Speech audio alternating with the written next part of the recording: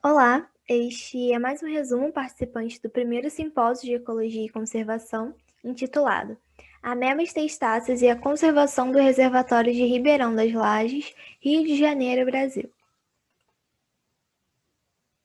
Eu me chamo Letícia da Silva Nascimento e esse trabalho tem como coautores Gabriela Silva Sampaio, Iemina Gomes da Silva, Yasmin Goes com Freitas, Beatriz Rodrigues de Oliveira Ramos, Pedro Barroso do Nascimento, Manuela dos Santos Moreira, Cristina Viscastelo Branco e Viviane Bernardes dos Santos Miranda. Nós fazemos parte do Núcleo de Estudos Liminológicos. Ele fica localizado na Universidade Federal do Estado do Rio de Janeiro, conhecida como Unirio, e somos integrantes do projeto Tecalages, que é um projeto de divulgação científica que tem como objetivo popularizar o conhecimento acerca da comunidade de amebas testáceas que reside no reservatório de Ribeirão das Lajes. Primeiramente, o que são reservatórios? A gente tem que se perguntar isso para entender a temática desse trabalho. Reservatórios são conceituados como ecossistemas artificiais resultantes do acúmulo de água proveniente de uma barragem. Então, aqui a gente tem um esquema representando uma barragem e esse acúmulo de água que vai ser denominado de reservatório. E eles têm muitas funções, mas principalmente são responsáveis pela geração de energia elétrica e abastecimento doméstico. Aqui em cima tem uma fotografia do reservatório de Ribeirão das Lajes. Ele fica localizado na cidade do Rio de Janeiro e abastece os municípios de Seropédica, Itaguaí e parte do município do Rio de Janeiro também, e contribui para o funcionamento da hidrelétrica Fonte Novas. Esse reservatório é classificado como um reservatório oligotrófico, mas o que significa a palavra oligotrófico? É um estado trófico que consiste no baixo enriquecimento de nutrientes do sistema. Essa característica faz com que os sistemas oligotróficos tenham a presença de águas mais claras, que é o caso do reservatório de Ribeirão das Lajes. Queria salientar aqui que reservatórios, como são ecossistemas artificiais, eles provocam alterações no ecossistema aquático, como a redução da correnteza, flutuação dos níveis de água, inundação das áreas adjacentes, das áreas ao entorno desse reservatório, redução da cobertura vegetal, e essas modificações acabam também causando alterações na composição química do sedimento, na circulação e na organização das comunidades biológicas que ali residem. E dentre as comunidades biológicas que habitam o reservatório de Ribeirão das Lajes, a gente pode destacar uma em específico, que é a comunidade de amebas testáceas. Mas quem são as amebas testáceas? Quem são esses organismos? São protozoários amebóides de vida livre, ou seja, não causam doenças. Integrantes do zooplâncton límnico, ou seja, zooplâncton de água doce, na qual sua principal característica é a presença de uma concha, também denominada de teca.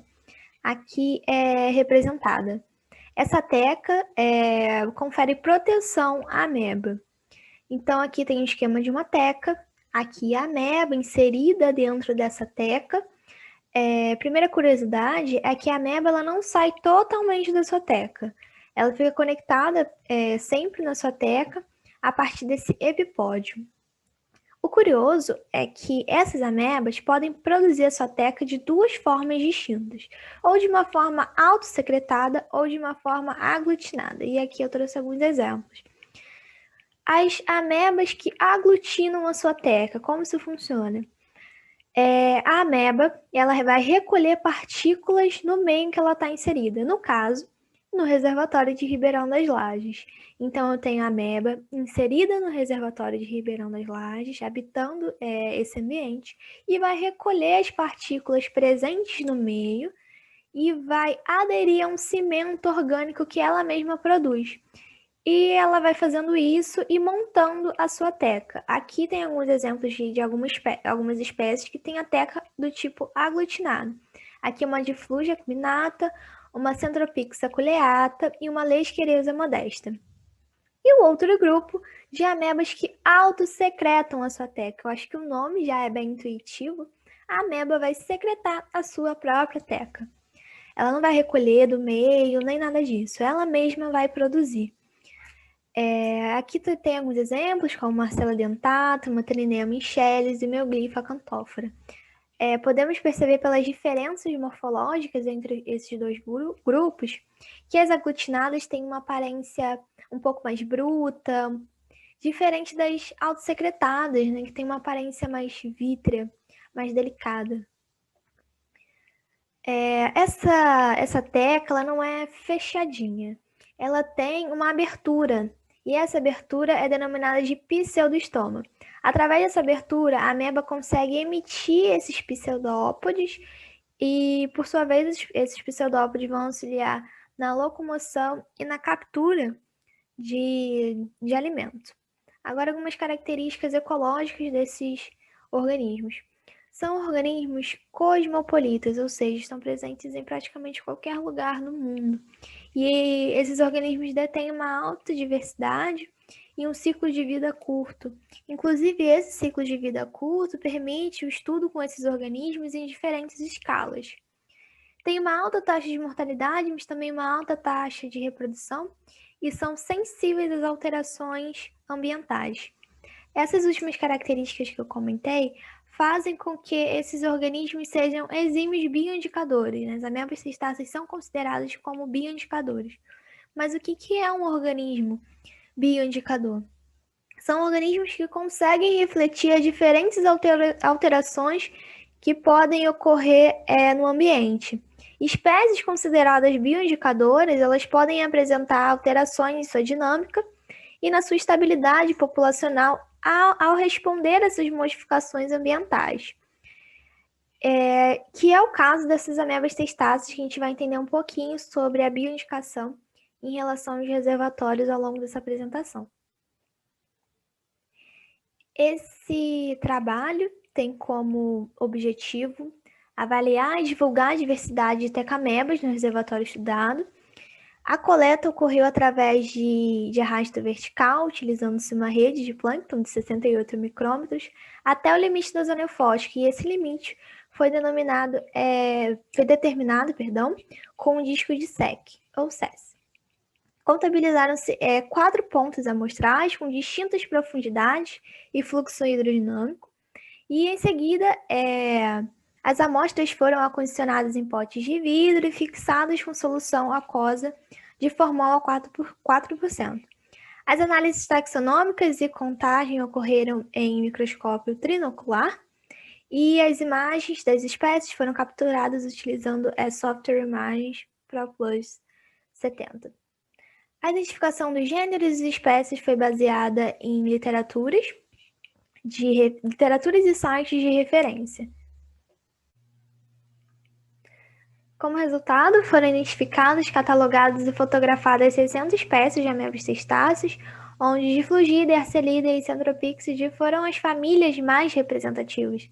Aqui tem um exemplar de cada família, uma Diflugia brevícola, uma Arcella hemisférica e uma Centropix aculeata, que são espécimes encontrados no reservatório de Ribeirão das Lajes.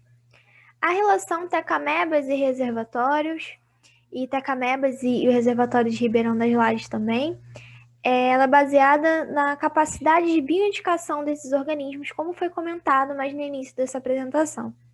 São organismos que indicam a qualidade da água em reservatórios. E é um fator essencial, visto que a água do reservatório vai ser utilizada para abastecimento doméstico. Então, é extremamente importante que seja uma água de qualidade e as amebas testáceas conseguem indicar essa característica. Reservatórios são sistemas dinâmicos e são passíveis de contaminação. As amebas testáceas ou tecamebas, também assim chamadas, também podem indicar essa contaminação e também a presença de elementos traços nesses ambientes. Também são sensíveis às variações liminológicas, como pH, turbidez, condutividade, oxigênio dissolvido, temperatura, entre outros. E também são sensíveis às atividades antrópicas. E aí fica uma pergunta: por que utilizar as amebas testáceas como bioindicadores em reservatórios? Utilizar bioindicadores, organismos bioindicadores como um todo, é muito mais barato do que utilizar outros indicadores físico-químicos. O ideal é que se tenha uma complementariedade entre indicadores físico-químicos e organismos bioindicadores, mas um em relação ao outro, a um baixo custo, porque você já usa uma comunidade que está ali presente, você não precisa adquirir novos instrumentos, você já usa a comunidade só entendendo a comunidade, como ela está estruturada, o que essa comunidade pode indicar nesse ambiente, você já pode extrair diversas informações dali. Então, é bem mais barato do que utilizar parâmetros físico-químicos. Outro fato também importante é em relação ao tempo. Há uma demanda muito menor de tempo em relação a outras medições físico-químicas. Isso porque essas medições, elas requerem tempo, né? Além de tempo, custo, como foi comentado, e tempo para purificação, qualificação e quantificação. E por que de forma específica as amebas testáceas? Porque a gente tem no reservatório de Lajes diferentes comunidades. E por que a comunidade de amebas testáceas? As amebas testáceas são organismos de fácil identificação.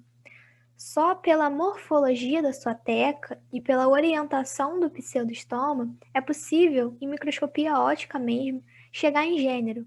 A gente pode perceber aqui nesses dois exemplares, aqui uma célula dentata e aqui uma lesqueriosa modesta, que só de olhar no microscópio, em microscopia óptica mesmo, a gente consegue ver uma diferença muito grande entre esses dois organismos, e a gente sabe que esse aqui é do gênero Arcella e esse aqui é do gênero Lesquereusa. Então, tem uma fácil identificação. E isso também diminui o tempo de avaliação. Conclusões.